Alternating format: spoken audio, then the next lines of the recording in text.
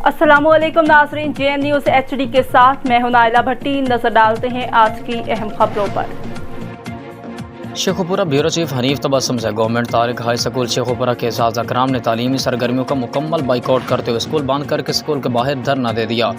शेखोपुरा जबकि मज़कूरा स्कूल के टीचर ने senior vice chairman OSST teachers Ali Asghar और PTU शेखोपुरा के सदर फ़हीम एजाज खोखर समेत कैसर नवाज विरक की क़यादत में अपने मुतालबा के हुसूल के लिए एहतजाजी रैली निकाली और पंजाब हुकूमत के ज़ालिमाना रवैये के खिलाफ शदीद भी एहतजाज किया। इस मौके पर senior vice chairman SST Ali Asghar और PTU शेखोपुरा के सदर फ़हीम एजाज खोखर और कैसर नवाज विरक ने रैली के शुरका से मुश्तरका खिताब में कहा कि हम अपने जायज़ मुतालबात मनवाने के लिए कोई कसर उठा न रखेंगे और अपने गिरफ्तार कायदीन की रिहाई तक अपना पुरअमन एहतजाज भी जारी रखेंगे। उन्होंने मीडिया से गुफ्तगू में कहा कि पंजाब हुकूमत और IG पंजाब से गिरफ्तार इसाता की फौरी रिहाई का भी मुतालबा